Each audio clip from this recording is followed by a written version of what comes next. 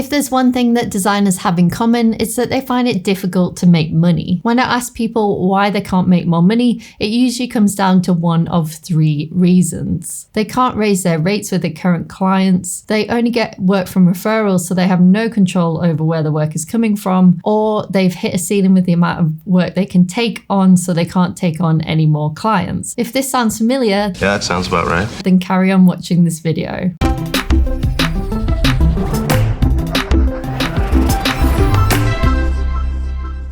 There are three factors that will help you to make more money, and they seem quite obvious at first, but they're actually pretty difficult to implement, and that's because you've got one big problem, but a little more on that later. You could skip around to the one that you think is causing your problem, but it's actually a little bit of a combo of all three usually that's stopping you from making more money. So let's dive into the first one. So the first one is giving yourself more time. Time is your most important asset, and there's only so many hours in the day. And as a service-based business, you are exchanging your time for money. So at some point, you are going to hit a ceiling with the amount of clients that you can take on because you only have so much time. And there's two things that you can do to solve this. You can either charge more for your work and take on less clients, or you can hire other people to help you to do more work. In our course, Balanced Business Bootcamp, Sander van Dijk recently shared his experience with this. The way I kind of try to do this is like, as you know, in the beginning, you just got to really work hard and run hard.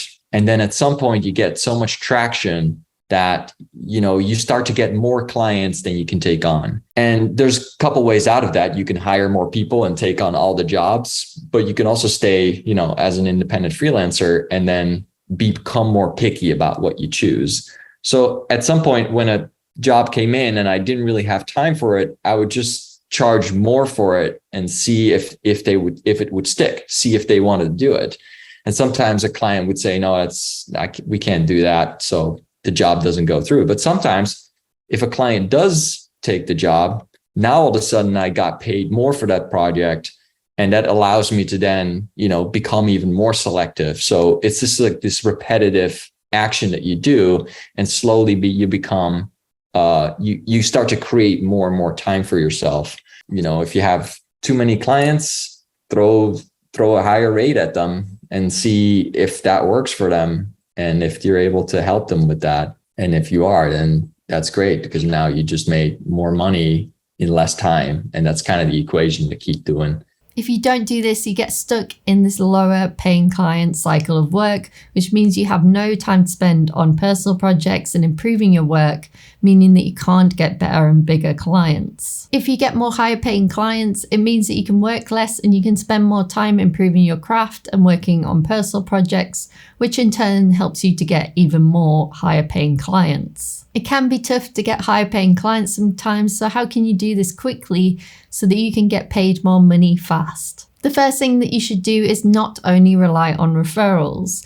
Yes, referrals are great because they help us to build trust quickly with a client, but you have no control over where they are coming from. So you need to experiment with what works for you to get higher paying clients outside of referrals. An easy way to do this is to take a look at where your clients are currently coming from that isn't just in the referral category. So to find out, we've got a handy client audit that you can download. The link will be below this video in the description. Maybe you can see you recently got some clients from LinkedIn, like my student Joe Walker, who recently made $24,000 from LinkedIn. So once you've figured out if there's a pattern of where your clients are coming from, you can double down on those activities to help you generate more potential clients. Being consistent and managing your effort when it comes to clients will bring you more client leads and help you to make more money. When you have more options, it means you can charge more because you can be a little bit more picky about your clients, and it doesn't matter if you lose this job because you know there's always another one around the corner. So now you have higher paying consistent clients, you will have more time.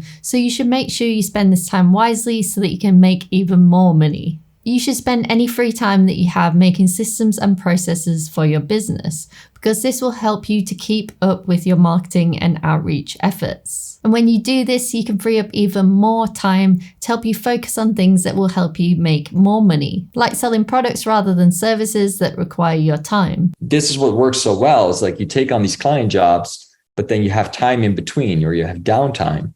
And if you can do something in that time that's related about building a product versus hiring yourself out by time.